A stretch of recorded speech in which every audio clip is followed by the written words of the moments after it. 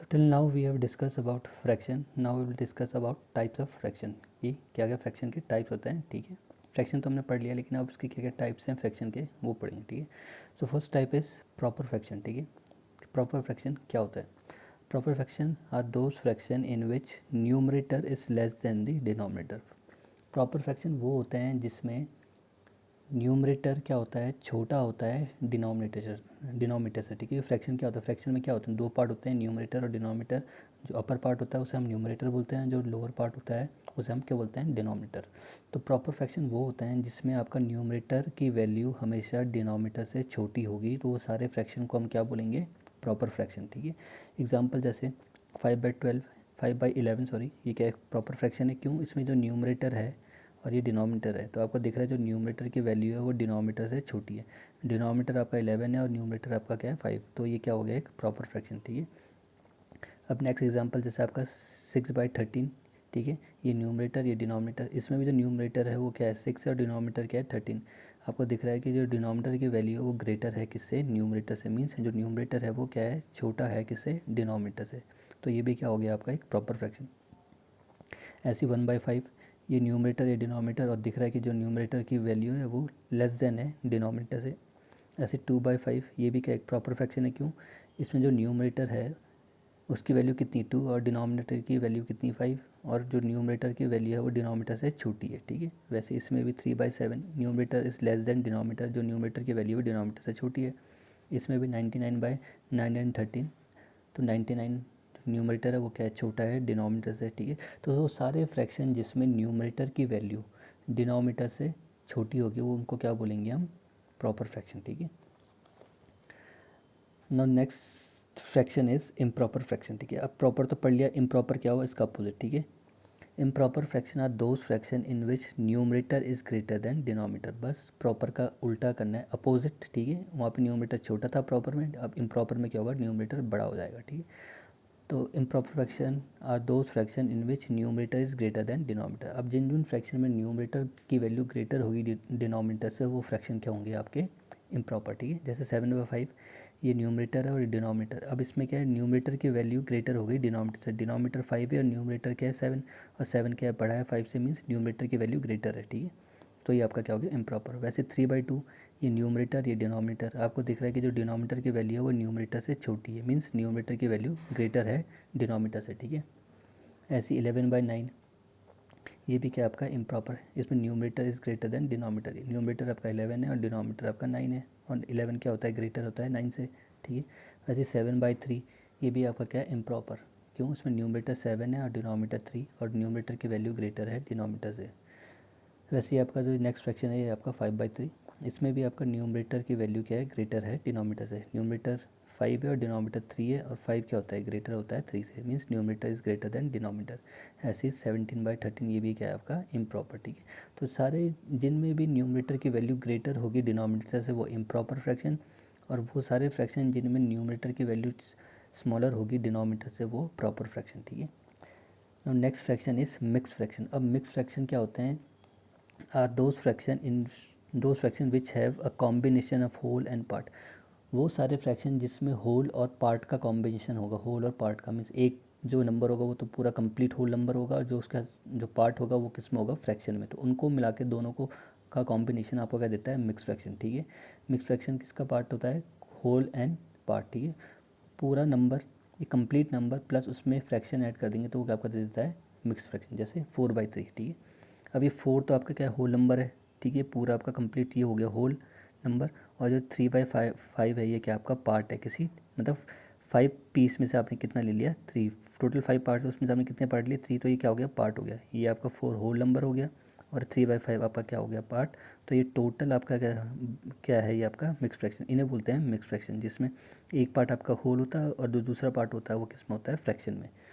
ऐसे 11 2/3, तो 11 तो आपका क्या है? कंप्लीट होल नंबर है, तो ये आपका होल में आ जाएगा, और जो 2/3 है किस में? फ्रैक्शन में, तो ये पार्ट में आ जाएगा. ठीक है, तो होल और पार्ट का कॉम्बिनेशन को हम क्या बोलते हैं? Mix number. ठीक है, ये आपका मिक्स फ्रैक्शन हो गया. ठीक है,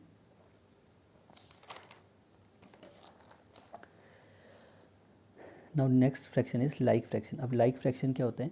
fraction having same denominator are known as like fraction. वो सारे फ्रैक्शन जिनमें डिनोमिनेटर हर जगह सेम होता है वो सारे फ्रैक्शन क्या होते हैं, लाइक फ्रैक्शन। जिन सारे फ्रैक्शन का कोई भी फ्रैक्शन आपने अगर वो आपको 10 फ्रैक्शन दिया और सारे 10 फ्रैक्शन का जो डिनोमिनेटर सेम है तो वो सारे फ्रैक्शन को हम क्या बोलेंगे, दे आर लाइक फ्रैक्शन, ठीक है। जैसे ये फ्रैक्शन है 2/5, इसका डिनोमिनेटर क्या है 5। यहाँ पे फ्रैक्शन क्या है 3/5, इसका भी डिनोमिनेटर क्या है 5। यहाँ पे जो नेक्स्ट फ्रैक्शन है वो क्या है 4/5, इसका डिनोमिनेटर भी क्या है 5। यहाँ पे जो नेक्स्ट फ्रैक्शन है वो क्या है 6/5, इसका डिनोमिनेटर भी क्या है 5। यहाँ पे नेक्स्ट फ्रैक्शन क्या है 7/5, इसका भी डिनोमिनेटर क्या है 5। जो सारे फ्रैक्शन है इनका सबका डिनोमिनेटर क्या है, सेम है 5। तो ऐसे फ्रैक्शन को हम क्या बोलते हैं, लाइक फ्रैक्शन, ठीक है। बस आपका जो डिनोमिनेटर होना चाहिए वो सेम होना चाहिए नीचे। अगर यहाँ पे 3 है तो यहाँ पे भी 3, यहाँ पे भी 3, यहाँ पे भी 3, यहाँ पे भी 3, ठीक है। अगर यहाँ पे 7 है तो यहाँ पे भी 7 होगा, यहाँ पे भी 7, यहाँ पे भी 7, ठीक है।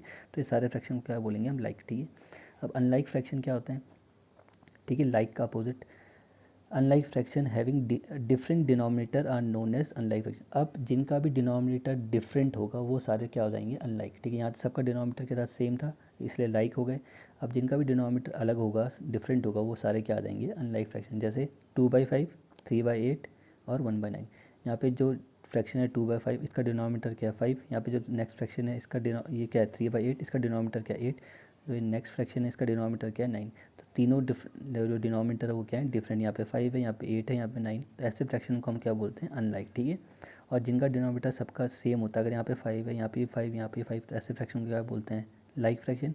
लेकिन इनका डिनोमिनेटर क्या है, डिफरेंट, तो ये क्या कहलाए जाएंगे, अनलाइक फ्रैक्शन, ठीक है। Now next fraction is unit fraction. Unit means unit value में होती क्या है कि unit value is equal to 1, ठीक है। यूनिट मतलब होता है 1, ठीक है। तो fraction having 1 as their numerator are called as unit fraction. कोई भी फ्रैक्शन जिसका न्यूमरेटर 1 होगा, इसका डिनोमिनेटर चाहे कुछ भी हो लेकिन उसका न्यूमरेटर क्या होना चाहिए 1, वो सारे फ्रैक्शन को हम क्या बोलेंगे, यूनिट फ्रैक्शन।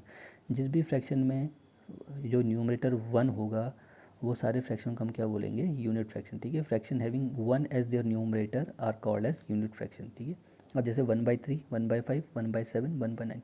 डिनोमिनेटर सबका अलग है लेकिन जो उनका न्यूमरेटर है वो सबका क्या 1। यहाँ पे भी न्यूमरेटर 1 है, इसमें भी न्यूमरेटर 1 है, इसमें भी न्यूमरेटर 1 है, इसमें भी न्यूमरेटर 1 है। तो ये सारे फ्रैक्शन को हम क्या बोलेंगे, यूनिट फ्रैक्शन, क्योंकि इसका सारा जो न्यूमरेटर है वो सब कितनी वैल्यू इसकी 1।